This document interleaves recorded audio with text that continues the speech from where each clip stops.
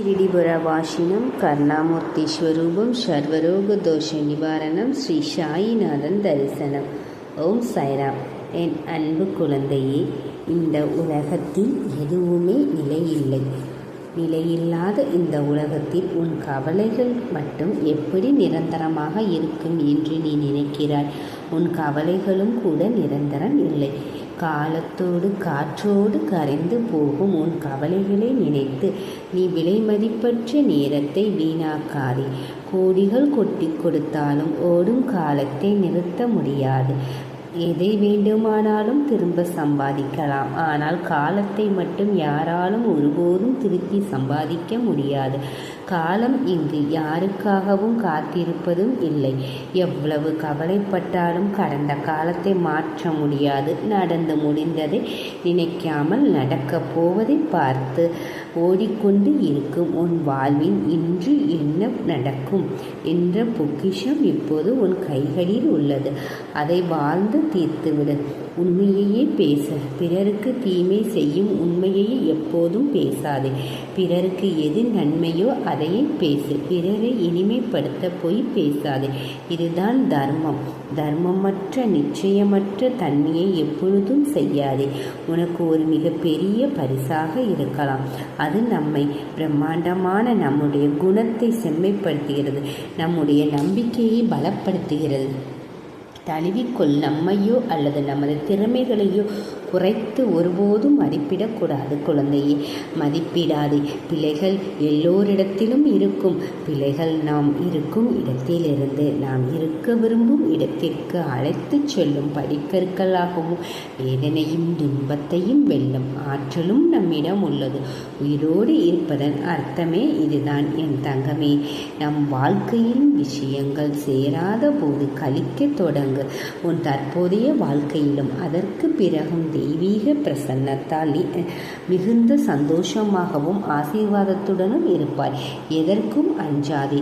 நான் உன்னோடு தானே இருக்கிறேன். ஒவ்வொரு நொடியும் நீ நிம்மதியோடும் சந்தோஷத்தோடும் வாழ்வாய்.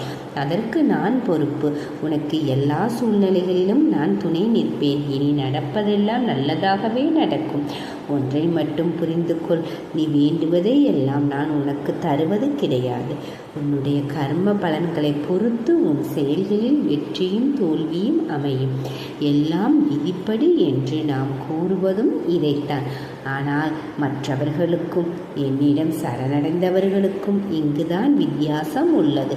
என்னுடைய பாதுகாப்பில் நீ இருக்கும்போது கர்மாவினுடைய வலுவிழந்து போகிறது. ஒன்றை எப்போதும் நினைவில் வைத்துக்கொள். உன்னுடைய காரியங்கள் என்னுடைய அருளால் சரியான நேரத்தில் நல்லபடியாக நடக்கும். உனக்கு நடப்பவை எல்லாமே நல்லதாகவே நடக்கும். மறந்து போன வேலை செய்யும் கர்ம வினைகளினால் ஓட்டம் நான் செய்பவன் அல்ல, செய்ய வைப்பவரும் அல்ல. இதை நீ உறுதியாக அறிந்து கொள்ள வேண்டும். ஆனால் செய்யக்கூடிய சக்தி என் வாயிற்படியில் படுத்து கிடக்கிறது.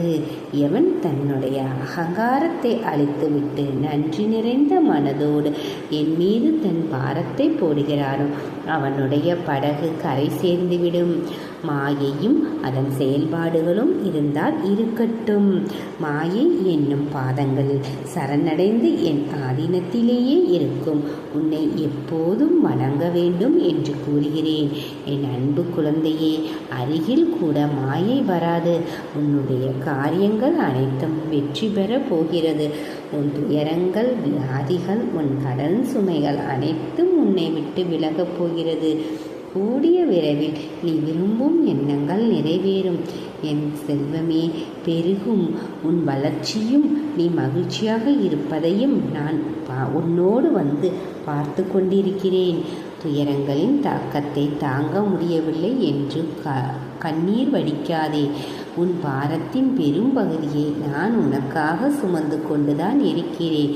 உன்னை நான் எந்த நேரத்திலும் கைவிட மாட்டேன். உனக்காக என்றும் நீ செல்லும் இடமெல்லாம் ஏதாவது ஒரு ரூபத்தில் உன்னோடு நான் இருப்பேன். மனதையும் வாக்கையும் செயலையும் ஒருமுகப்படுத்தி நேர்மறையாகவும் உள்ளபூர்வமாகவும் செயல்படுத்த பழகிக்கொள். அவ்வாறு நீ உன் வாழ்வில் செயல்பட துவங்கினால் உன்னுடைய கவலைகள் அனைத்தும் ஒரு முடிவுக்கு வரும். அனைத்து துன்பங்களும் விலகும். உன் வாழ்க்கையில் என்ன நடந்தாலும் அதன் நன்மைக்காக மட்டுமே நான் நடத்துகிறேன் என்று நீ நம்பு. என் குழந்தையாகிய நீ எதற்கும் பயப்படக்கூடாது. எல்லாம் நீ விரும்பியது போலவே நல்லதாகவே நடக்கும். இது உன் அம்மாவாக அப்பாவாக இருக்கும் என்னுடைய சத்திய வாக்கு. எல்லா மங்களம் உனக்கு விளையும். என் தங்கமே, எந்த ஒரு சூழ்நிலையிலும் கவலை கொள்ளாதே. உனக்கு நான் எப்போதும் எந்த ஒரு ரூபத்திலும் துணையாக இருந்து கொண்டு இருப்பேன். நீ என்னை சார்ந்தவன், என்னை மட்டுமே சார்ந்தவன். ஒவ்வொரு அடியிலும் நான் உன்னை கவனித்து கொள்ள வேண்டியிருக்கிறது. உனக்கு என்ன நேரும் என்பதை நான் மட்டுமே அறிவேன். உன்னை கரையேற்றும் பொறுப்பை நான் தான் வகிக்க வேண்டும். அதை விடுத்து ஒருபோதும் நீ கவலை கொள்ளாதே. உன்னை யார் எப்படி சொன்னாலும், யார் ஒதுக்கி வைத்தாலும் அதை பற்றியும் கவலைப்படாதே. உனக்கு என்னை விட்டால் வேறு யார் இருக்கிறார் சொல்? உன் வாழ்வில் நான் தீபத்தை ஏற்றிவிட்டேன். இனி உன் வாழ்வு மிக பிரகாசமாக இருக்கும். இனிமேல் சகல சௌவாக்கியங்களும் உனக்கு கிடைக்கப் போகிறது குழந்தையே. உன்னை வெறுத்தவர்கள் முன்பு நீ வாழ்ந்து காட்டுவாய். கவலைப்படாதே. என்னை மனதார நினைக்கும் பக்தனை நான் என்றுமே கைவிட்டது கிடையாது. வாழ்க்கையில் விலை மதிக்க முடியாத அனுபவங்களையும் பாடங்களையும் நமக்கு கற்றுக் கொடுப்பது பள்ளிக்கூடங்களோ கல்லூரிகளோ அல்ல. பணமில்லாத வாழ்க்கையும் பசித்த வயிறும் உடைந்த மனமும் தான். அதனால் அனைத்தும் அனுபவமாக எடுத்துக்கொண்டு இருப்பதை வைத்து கொண்டு வாழ பழகிக்கொள். புதைந்த பிறகே விதையும் சிதைந்த பிறகே மனமும் புதிய கோணம் காண்கிறது. மாற்றம் ஒன்றே வாழ்வில் மாறாதது. எப்பொழுதும் சாதிக்க முடியும் என்ற தீவிர முனைப்போடும் தன்னம்பிக்கையோடும் செயலாற்றினால் வெற்றி நிச்சயம். வாழ்வில் முன்னேற்றம் தடைபட்டுவிடும். யாருக்கும் எந்த பயனும் இல்லை. அதனால் வீண் பேச்சினை நம் வாழ்வில் விழுங்கி விடுகின்றது.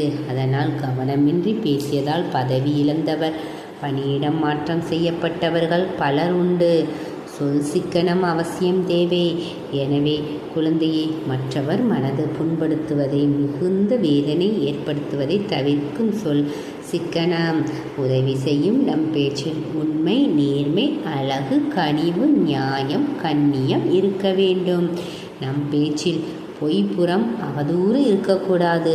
எந்த தொழிலிலும் தவறான ஆட்கள் இருக்கத்தான் செய்வார்கள். ஆனால் எல்லோரும் அப்படிப்பட்டவர்கள் அல்ல. பேசியே கெட்டவர்கள் இங்கே ஏராளம் உண்டு. நல்ல மனிதர்களை பற்றி தவறான தகவல்களை உடனடியாக நம்புவதற்கு பலர் இருக்கத்தான் செய்கிறார்கள். மற்றவர்களை குறை கூறும் முன் நாம் சரியானவர்களா என்பதை உறுதிப்படுத்தி கொள்ள வேண்டும். நகரும் கடிகாரமும் நம் ஆயுளை குறித்து கொண்டு இருக்கிறது. ஆணி போன்ற கூரான வார்த்தைகள் மனக்காயத்தை ஏற்படுத்தி இரத்தம் வழிந்தோடு செய்கிறது. வீண் பேச்சால் குடும்பங்களில் இருந்து பிரிந்தவர்கள் உண்டு. வீண் பேச்சால் அரசு பணிகளில் பணியிடம் மாற்றத்திற்கு ஆளாகி பந்தாடப்பட்டவர்களும் உண்டு.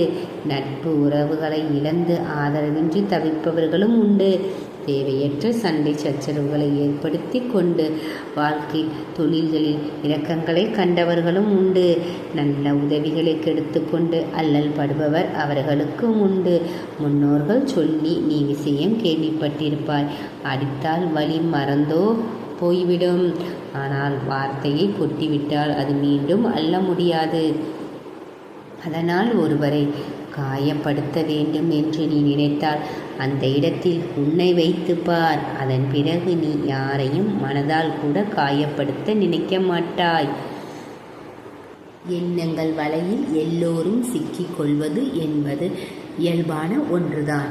ஆனால் அந்த எண்ணங்கள் தான் உன் செயலின் வெளிப்பாடு என்ற எண்ணம் உண்மையே என்பதை என்றும் மறந்துவிடாதே.